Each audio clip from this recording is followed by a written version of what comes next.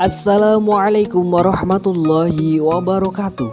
Selamat pagi anak-anak, semoga semua dalam keadaan sehat ya. Amin amin ya robbal alamin.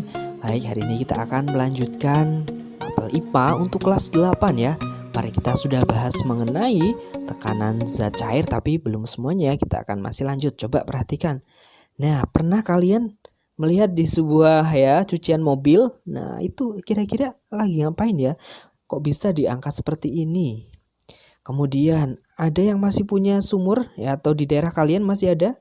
Nah, ini ya sumur pompa yang jadul dulu tapi masih bagus. Kemudian ada yang pernah mompa ya saat kalian banyak bocor atau kurang angin ya.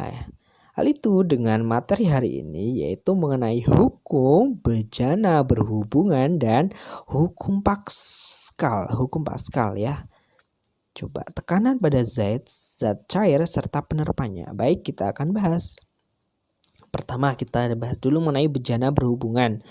Bejana berhubungan diisi zat cair yang sama dalam keadaan yang setimbang. Permukaan zat cair dalam bejana-bejana terletak pada satu bidang datar atau nanti lurus hasilnya ya.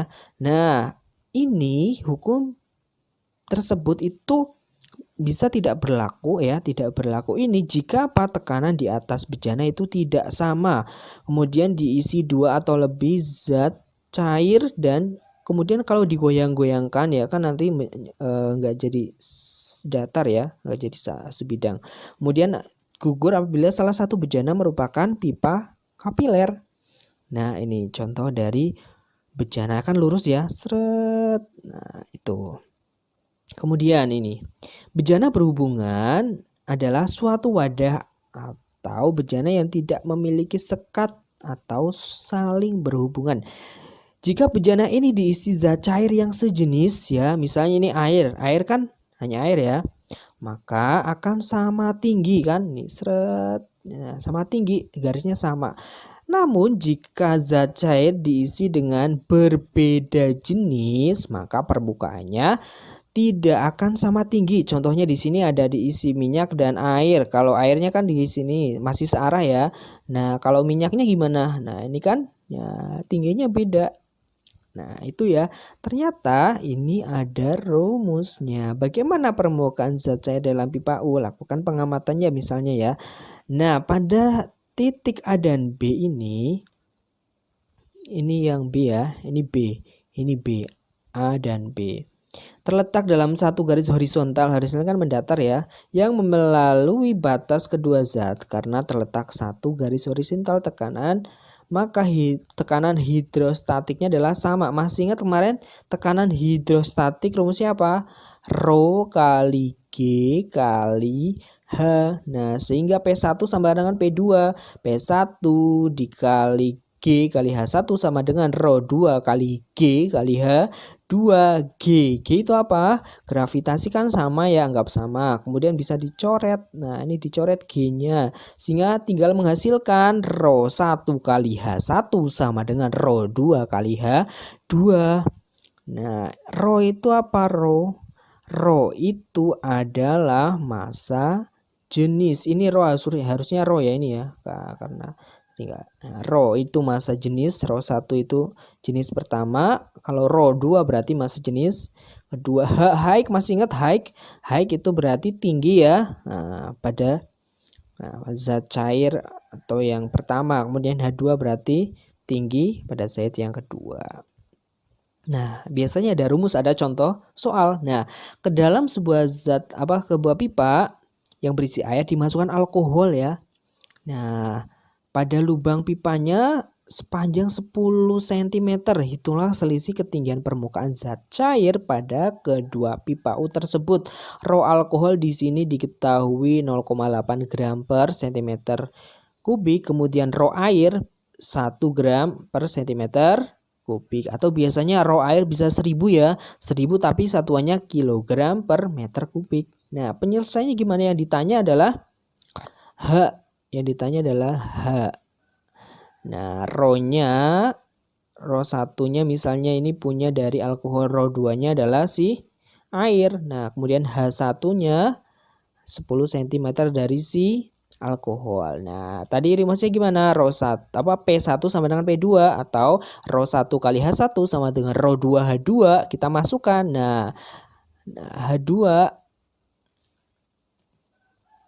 mencari H2 kan ini P1 kali H1 dibagi ρ2. 10 dikali 0,8 dibagi 1. 10 kali 0,8 kan 8. 8 dibagi 1 ketemulah 8. Jadi selisihnya adalah 8 cm. Kemudian ini contoh soal kedua ini hampir sama ya. Nah, ini berencana berhubungan mempunyai luas penampang ya.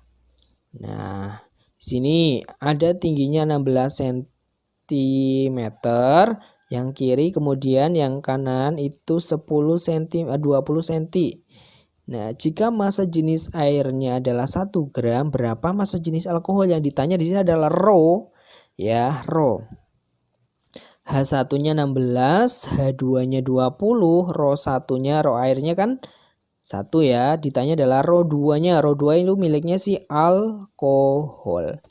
Nah, ini gambarnya sama, mencari rho. Nah, awalnya kan tadi apa? ρ1 kali H1 sama dengan ρ2 kali H2. Ketemulah ρ2. Nah, ini ρ1 kali H1 dibagi H2. 1 kali 16 dibagi 20. 16 dibagi 20. Kalian bisa sederhanakan ya. Nah, 16. Misalnya semuanya dibagi 4 berarti 4/5. 4 dibagi 5 0,8. Untuk memudahkan kalian ya, semuanya 16 bagi 5 kan 4. 16 bagi 4 4. 20 bagi 4 itu 5. 4 dibagi 5 0,8. Dah gampang ya. Nah, ada lagi hukum Pascal. Gaya yang bekerja pada suatu zat cair dalam ruang tertutup tekanannya diteruskan oleh zat cair itu ke segala arah dengan pokoknya sama besar ya. Sehingga apa? F1 per A1 sama dengan F2 per A2. Ini seperti pada tekanan zat padat kan ya, P sama dengan F per A kan. Nah, ini F itu apa kemarin masih ingat? Gaya ya, kalau A adalah luas. Ini alat-alatnya penerapannya dongkrak hidrolik, mesin pengangkat mobil hidrolik ya, pompa hidrolik, elevator dan rem hidrolik. Nah, ini coba di sini ada penyemprot Pascal. Tekanlah tangkai penyemprot itu sehingga air mancar ya, keluar air memancar keluar dengan kekuatan sama. Nah, jauh pancaran sama. Hal ini menunjukkan bahwa tekanan yang dialami air tersebut adalah sama besar ya. Nah, air yang memancar melalui lubang-lubang itu mendapat tekanan dari penghisap penyemprot itu yang tertekan. Tekanan itu diteruskan ke segala arah dengan sama besar. Nih kata kuncinya adalah sama besar ini ya. Coba kalian bisa praktek. Nah, ini hukum Pascal tadi sama ya.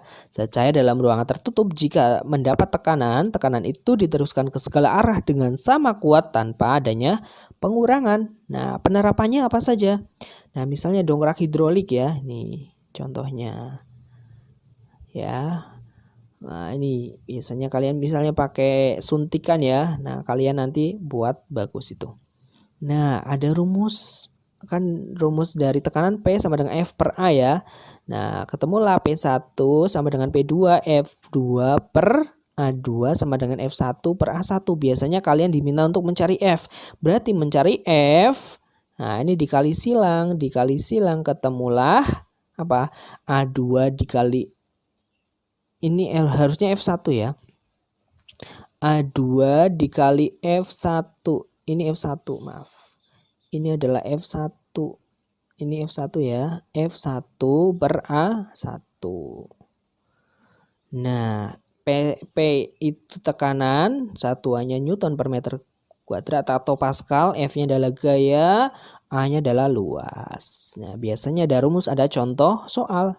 Nah, di sini diketahui sebuah dongkrak hidrolik ya, yang pertama itu dengan luasnya 0,01 meter persegi, diberi tekanannya itu 10 Newton. Nah, luas penampang tabung kedua itu 0,1 meter persegi. Nah, berapa bebannya ya?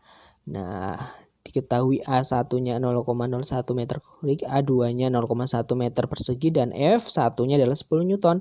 Berapakah F2-nya atau gayanya? Nah, F2 nih rumusnya. F1 dikali A2 per A1. Ini harusnya F1 ya. Ini benar. Itu udah benar. 10 kali 0,1 berapa hasilnya? 1 kan. Nah, dibagi 0,01 biar mudah.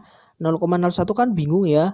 Biar menjadi 1 gimana? 0,01 kan harusnya dibagi 1000 dikali 1000 kan biar hasilnya nanti 1. Ini kan 0, kan desimal ya. Kita jadikan pecahan biasa. Sehingga ya 1 kali 1000 kan 1000. 0,01 dikali 1000 hasilnya adalah 1. Nah, sehingga 1000 bagi 1, 1000 Newton. Ketemulah F2 1000 Newton. Nah, kemudian contoh soal ini juga ada lagi ya.